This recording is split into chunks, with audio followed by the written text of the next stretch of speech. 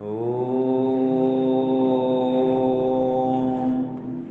भूर्भुवः स्वः तत्सवितुर्वरेण्यं भर्गो देवस्य धीमहि धियो यो नः प्रचोदयात्। हे प्रभु, हम यह सत्संग प्रवचन आपको प्राप्त करने और कराने के लिए करने जा रहे हैं। इस कर्म को और इसके कर्म फल को भी आपको अर्पित करते हैं। ओम शांति शांति शांति। यही सब दुख से छूटने का उपाय है। जो हमने प्रार्थना की ना, ये दुख के निवारण का उपाय ये है कि हर काम के आरंभ में आप ईश्वर का स्मरण करें। जो भी कर्म करते हैं उसको अर्पित कर दें। ईश्वर को प्राप्त करने और कराने के लिए सब काम करें। अगर दुख से छूटना चाहते हैं तो सकाम कर्म का नाश करें, अविद्या का नाश करें। दुख का कारण क्या है? सकाम कर्म, अविद्या, मिथ्या ज्ञान, उल्टा ज्ञान, ये दुख का कारण है। ये तमोगुण का उभरना, रजोगुण का उभरना, ये दुख का कारण है। सत्वगुण में सुख है और रजोगुण में, तमोगुण में दुख है। ठीक है? जो सत्वगुण है उसका लक्षण क्या होता है? इससे मन प्रसन्न होता है, परोपकार की भावना आती है, वैराग्य बढ़ता है, ईश्वर की भक्ति बढ़ती है, जप में, ध्यान में मन लगता है, मन एकाग्र होता है, शांत होता है। ये सत्वगुण का लक्षण है। रजोगुण में क्या होता है? मन चंचल हो जाता है, भागते हैं, दौड़ते हैं, चिल्लाते हैं, गुस्सा करते हैं। ठीक है? काम, क्रोध, विषय भोग की भावना, ये रजोगुण के उभरने से होता है। और तमोगुण उभरने से व्यक्ति सो जाता है, निद्रा जाती है, ध्यान करते करते व्यक्ति ऊँघते रहता है, झपकी लेते रहता है। ये तमोगुण की प्रधानता है। तमोगुण के बढ़ जाने से निद्रा आती है, व्यक्ति बेहोश हो जाता है। ये देखा होगा आपने, शराब पीते क्या होता है? कुछ देर में फिर नशा में डूब करके नीचे पड़ जाता है, गिर जाता है। देखा होगा आपने, सो जाता है, वो बेहोश हो जाता है, कुछ को सुध-बुध नहीं रहता, होश नहीं रहता। तो तमोगुण के आने से व्यक्ति को कुछ पता ही नहीं चलता है, होश नहीं आता है। लेकिन रजोगुण से व्यक्ति भागता है, दौड़ता है, व्यापार करना, नौकरी करना, यहाँ वहाँ दौड़ भाग। आपने कहा रजोगुण, सब लक्षण क्या है इसका? आपने देखा है गिलहरी को, गिलहरी, एक जो गिलहरी है घूमती रहती है, पेड़ में उछलती कूदती रहती है। ये गिलहरी बात में चिल्लाती है और उसको पूंछ को वो ऊंचा करती है। जब भी चिल्लाती है उसका पूंछ ऊंचा होता है, देखा होगा आपने। वो स्थिर तो कम ही रहती है। ये पक्षियां हैं, हमेशा उड़ते रहते हैं, चलते रहते हैं। ठीक है जी? तो ये पक्षी और गिलहरी आदि जो प्राणी हैं, इनमें रजोगुण की प्रधानता है। ठीक है जी? हाँ जी। जो गिलहरी है, गिलहरी, ये चिड़िया आदि हैं, इनमें रजोगुण की प्रधानता है। चिड़िया है, गिलहरी के एक उदाहरण दिया, और भी कई ऐसे प्राणी हैं। लेकिन जब कछुआ है, अजगर है, उसमें तमोगुण की प्रधानता है। कछुआ में और अजगर में, अजगर पड़ा रहता है, उसमें तमोगुण भरा हुआ है। ठीक है? लेकिन मनुष्य में सत्वगुण की प्रधानता है। ठीक है? दूध में, घी में, फल में, मिठाई में सत्वगुण है, मिर्च में, मसाला में, और एकदम जो वेग उत्पन्न करता है, काम क्रोध आदि, मन को चंचल कर देता है, ऐसे भोजन में रजोगुण है। और मांस, मछली आदि में, शराब, बीड़ी, सिगरेट, इसमें तमोगुण भरा हुआ है। प्रातः काल का समय सत्वगुण प्रधान समय है, सुबह का समय, उसमें सत्वगुण की प्रधानता होती है। वो ध्यान, सत्संग, उपासना, हवन स्वाध्याय का समय, प्रातःकाल ब्रह्म मुहूर्त में उठो, ध्यान करो, प्राणायाम करो, फिर हवन करो, ये सत्वगुण प्रधानता इसमें होती है। फिर बाद में नाश्ता पानी करो, काम करो, ये रजोगुण की प्रधानता का समय है। 11 बज गया, 12 बज गया, 10 बज गया, 2 बज गया, 3 बज गया, काम करो, धंधा व्यापार नौकरी खेती किसानी, व्यक्ति काम में चल पड़ता है, क्रिया का व्यापार चलता है, इसमें रजोगुण प्रधानता है इसमें। फिर रात्रि होते ही वो सो जाएगा, रात्रि काल में तमोगुण की प्रधानता है, समझ गए। ऐसे ही शेर आदि हिंसक प्राणी है, में तमोगुण है। जहां पर मांसाहार हुआ, मांसाहारी प्राणी अधिकांश तमोगुणी होता है, ठीक है जी। शेर तमोगुणी प्राणी है, व्यभिचार करना तमोगुण का कर्म है।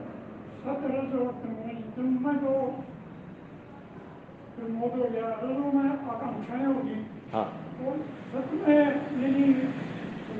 सत्वगुण में सच्चाई है, हाँ, सत्वगुण में सच्चाई है, विवेक है, वैराग्य है, ज्ञान है, तत्वज्ञान है, सत्संग है, हवन है। आप आर्य समाज में आओ, बैठे हवन में, यहाँ बैठते सत्वगुण उभर आता है, ठीक है। और कोई कामी क्रोधी लोभी लालची पास जाओ, शराबी पास बैठो, उसके साथ रहो, वो संगति में जाओ, आपका रजोगुण तमोगुण उभर आएगा। तो ये जो दुख का कारण है, ये तमोगुण और रजोगुण है। इसके उभरने पर व्यक्ति गलत काम करता है, अधर्म करता है, तो अधर्म ही समस्त दुखों का कारण है। बोलिए, अधर्म आचरण ही समस्त दुखों का मूल है, और धर्म आचरण ही समस्त सुखों का मूल है। धर्म क्या है जी? जिससे इस लोक में परलोक में सुख मिले, आपको भी सुख मिले, दूसरों को भी सुख मिले, वो धर्म है। ये विषय में रात को लूंगा, धर्म के विषय विस्तार से चर्चा रात को करेंगे। तो मैं बता रहा था दुख का कारण यह सकाम कर्म और अविद्या, मिथ्या ज्ञान और पाप, अधर्म, ये सब दुख के कारण है, ठीक है जी। अविद्या क्या है? मिथ्या ज्ञान।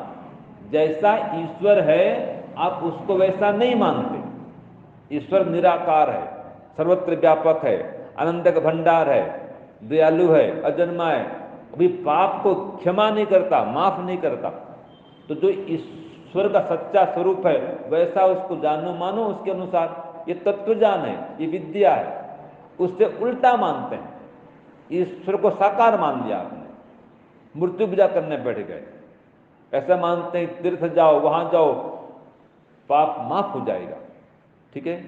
तो ये जो मान्यता है ये मिथ्या ज्ञान है, ये अविद्या है। ऐसे ही हम संसार को सुखदायी मानते हैं, विषय भोग में सुख मानते हैं, ये अविद्या है। अविद्या के 4 भाग होते हैं, ये अविद्या ही समस्त दुखों का कारण है। तो 4 प्रकार अविद्या कौन कौन सी? अनित्य असुचि दुख अनात्मसु, नित्य सुचि सुख आत्मख्याति ही अविद्या। अर्थात जो अनित्य पदार्थ हैं हम उनको नित्य मानते हैं, ये अविद्या है। संसार, शरीर, ये घर मकान, ये सब क्या है जी? अनित्य पदार्थ। हम क्या मानते हैं इनको? अगर नित्य मानते हैं, ये अविद्या है। ये अपना शरीर एक दिन नष्ट होने वाला है, कहाँ ऐसा मानते हैं? ऐसे मानते हैं शरीर हमेशा ऐसे जवान रहेगा, स्वस्थ रहेगा, मैं कभी मरूंगा नहीं, ऐसा मानते हैं। मैं शरीर को मरेगा नहीं, ऐसा मानते हैं, यह अविद्या है। यह नित्य पदार्थ है, इसको नित्य मानना है, अविद्या है। ऐसे शरीर दुखदाई है, संसार दुखदाई है, सारे विषय भोग वास्तव में दुखदाई हैं। इसको सुखदाई मानता है व्यक्ति, फंसता है इसमें, आसक्त होता है, राग द्वेष करता है, यह अविद्या का दूसरा भाग है। ऐसे ही ये शरीर जड़ पदार्थ है, ये अचेतन है, इसको हम चेतन मानते हैं, तो ये अविद्या है। तो अनित्य और अशुद्धि, ये अशुद्ध है शरीर। शरीर कोई शुद्ध पदार्थ नहीं है। शरीर किससे बना है? इसके अंदर क्या भरा हुआ है? देखो, तो शरीर जो है वो गंदगी का ढेर है। आपकी भाषा में चलती फुलती कुरडी है, कुरडी, ये चलती फुलती कुरडी है, कचरा खाना, ये कचरे का ढेर है। फिर भी इसको सुंदर मानते हैं, शुद्ध मानते हैं, पवित्र मानते हैं, ये अविद्या है। जब तक यह अविद्या रहेगी तब तक आपका जन्म मरण लगा रहेगा। जन्म हुआ तो दुख भी आएगा, इससे बच नहीं पाएंगे। अगर दुख से बचना चाहते हैं तो अविद्या का नाश करें, तत्वज्ञान उत्पन्न करें। ज्ञानान मुक्ति कहा कि तत्वज्ञान से मुक्ति मिलती है। मुक्ति माने सभी दुखों से निवृत्ति। और बंधो विपर्यास, जो मिथ्या ज्ञान है उससे बंधन होता है। और बता दूं आपको, आप हवन में बार बार क्या कहते हैं, यज्ञ करते हैं तो एक शब्द आता है इदम न मम। तो इदम न मम इति मोक्षस्य कारणम, और इदम मम इदम मम इदम मम इति बंधनस्य कारणम। ये मेरा है, ये मेरा है, ये मेरा है, ये जो करते हैं ये बंधन का कारण है। ये मेरा नहीं, ये मेरा नहीं, सब कुछ परमात्मा का है, ये मोक्ष का कारण है। जहां पर मैं और मेरापन है, जहां पर स्वस्वामी संबंध है, आप सभी पदार्थों स्वामी अपने को मानते हैं, ये दुख का कारण है। इसको हटाओ। अपना कुछ भी नहीं है, शरीर भी अपना नहीं है। ये माता पिता भाई बहन बेटा बेटी जो कुछ मिले हुए हैं परमात्मा से मिले हुए है कि नहीं। इन सब तो स्वामी परमात्मा है, ऐसा मानेंगे तो इनमें आसक्ति नहीं रहेगी। और इनके छूटने पर या कोई पदार्थ के टूटने पर, फूटने पर, छूटने पर या किसी रूठने पर भी दुख नहीं होगा। अगर इनको अपना मानेंगे तो वो चाहे जड़ पदार्थ हो चाहे चेतन पदार्थ हो, अपना मानते ही इसके टूटने पर, फूटने पर या छूटने पर आपको दुख होगा। तो अपना कुछ भी मत मानो। शरीर भी अपना नहीं है, संसार तो अपना है ही नहीं, घर भी अपना नहीं है, सब कुछ परमात्मा का। यही तत्व ज्ञान है। अपना कुछ भी नहीं है, सब कुछ परमात्मा का है।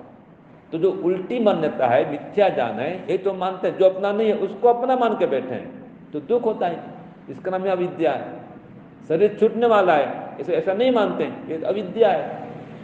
तो अविद्या ही दुख का कारण है, और इस अविद्या का हटाना यही दुख का निवारण है। तो सभी दुखों के मूल में क्या है? अविद्या, जिसको अविवेक कहा गया है। इसी अविद्या चलते व्यक्ति पाप करता है, अधर्म करता है। सारा अनिष्ट किससे होता है? अविद्या से होता है। उल्टी मान्यता, मिथ्या ज्ञान, स्वार्थ, हठ, दुराग्रह, लोभ, लालच, व्यभिचार, ये सब क्या है? ये अविद्या से उत्पन्न हुए विकार हैं। 10 प्रकार का अधर्म होता है और 10 प्रकार धर्म भी होता है। और स्वामी दयानंद तो इसके 11 लक्षण बताते हैं। तो बता दूं आपको, सबसे पहले धर्म के 11 लक्षण कौन कौन से हैं। सबसे प्रथम में आता है जी अहिंसा परमो धर्म। जो अहिंसा है उसको परम धर्म कहा गया। किसी प्राणी को दुख मत पहुंचाओ। अगर आपके व्यवहार से, आपकी वाणी से किसी को कष्ट हो रहा है, वो दुख मिल रहा है किसी को भी, तो पाप हो रहा है, उस पाप से आपको भी दुख मिलेगा।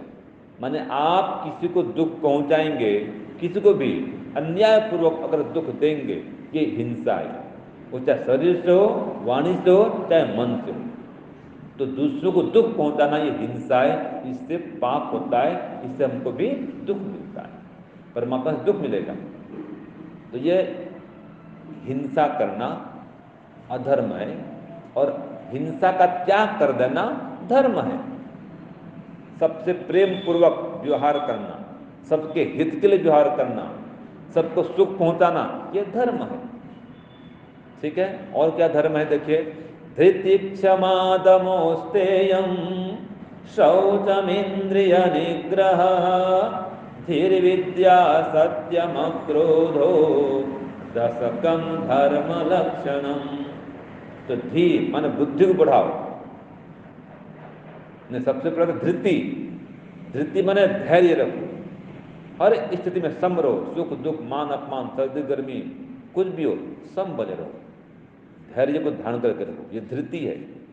फिर धृति क्षमा, आपके प्रति किसी ने अपराध कर दिया, कोई गलती कर दी आपके प्रति, उसको माफ कर दो, क्षमा कर दो, ये क्षमा। धृति क्षमा दमोस्तयम, इंद्रियों को अपने वश में रखो, मन को अपने वश में रखो। तो ये दम और इंद्रिय निग्रह 2 शब्द आता है इस श्लोक में। दम माने मन को अपने वश में रखो, और इंद्रिय निग्रह मान जो इंद्रियां हैं, नेत्र इंद्रिय है, जितने इंद्रियां हैं, इन इंद्रियों को अपने वश में रखो, ये धर्म है।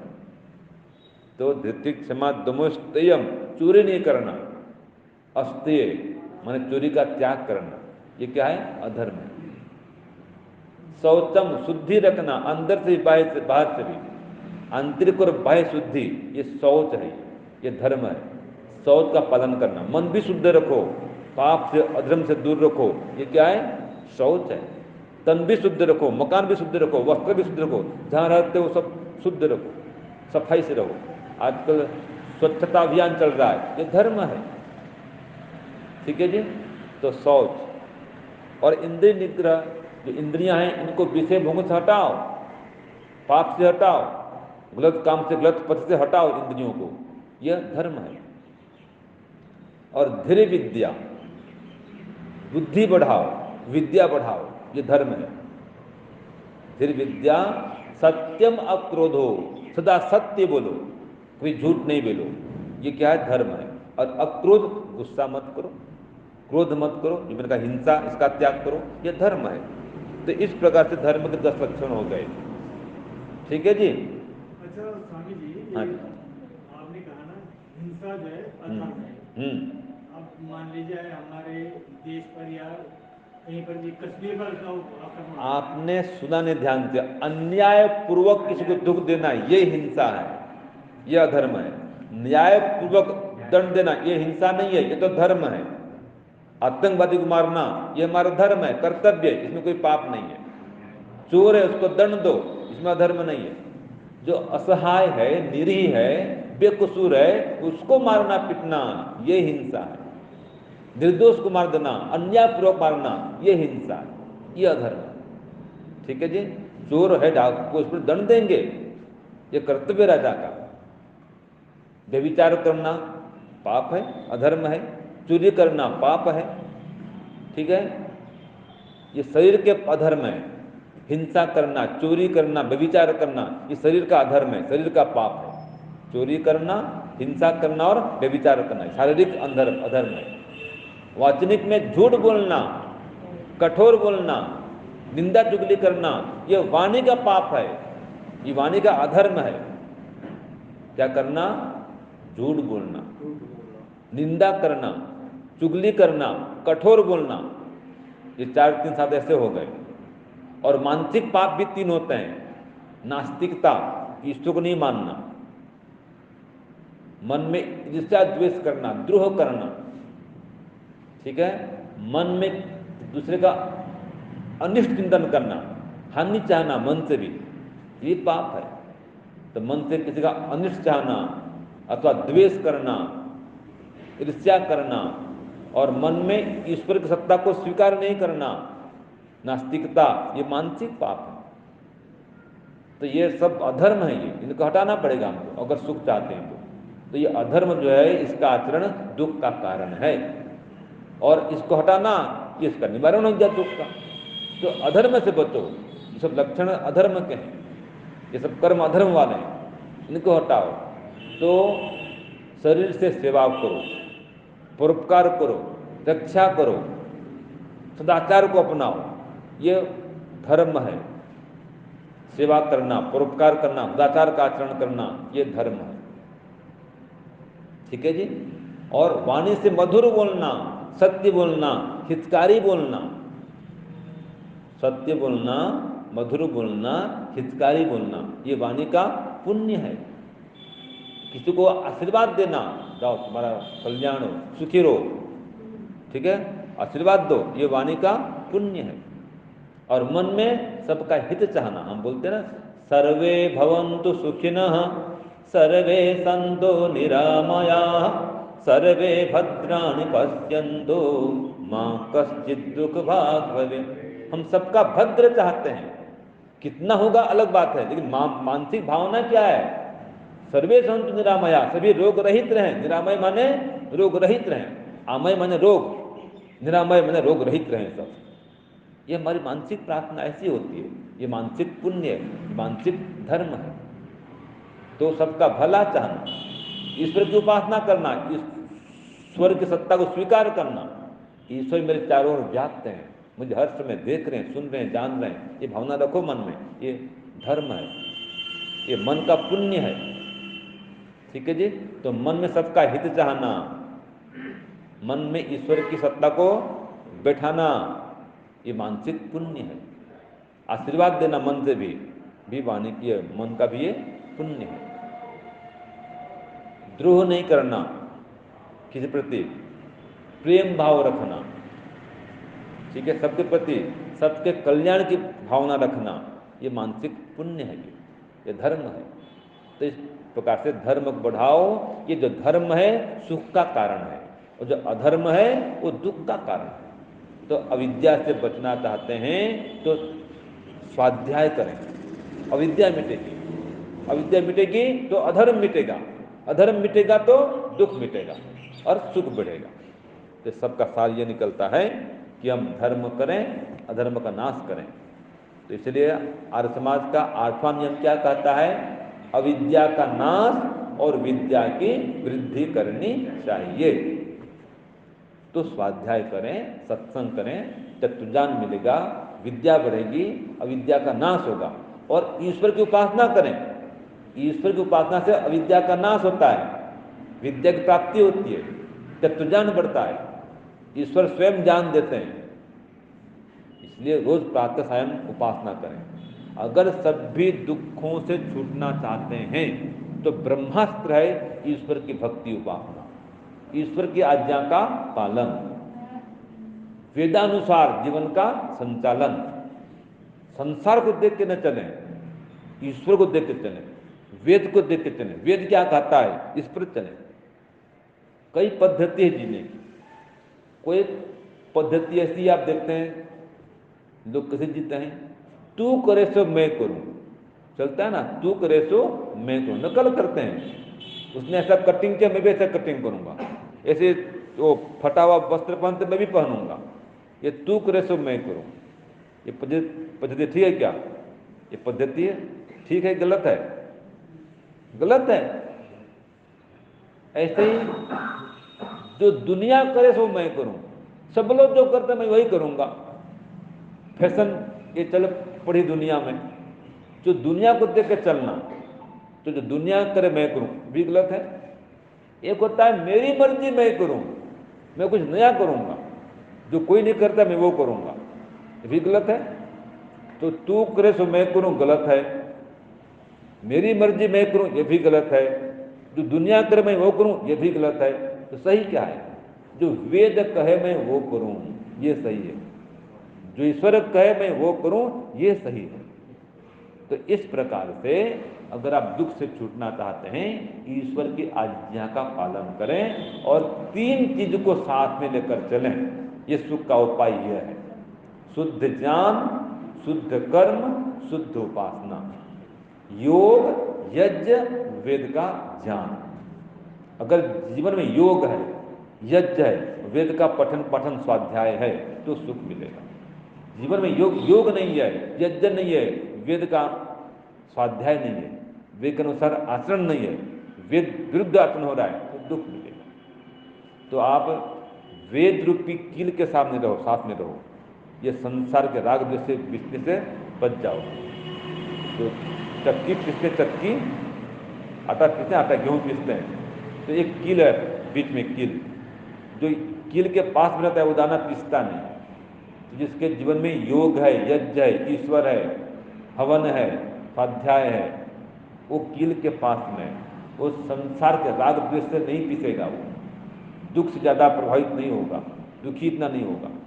और जो ये कील से हट गया, वेद योग यज्ञ छोड़ दिया, ज्ञान कर्म उपासना से विमुख हो गया, बस वो संसार के दुख में पीसेगा वो। तो मैंने कुछ बातें बता दी, दुख कारण निवारण, तो धर्म का आचरण करें, अधर्म का नाश करें और सभी लोग सुखी रहें, स्वस्थ रहें, आयुष्मान बने। इतना कहते हुए वाणी विराम। ओम शांति ओम शम।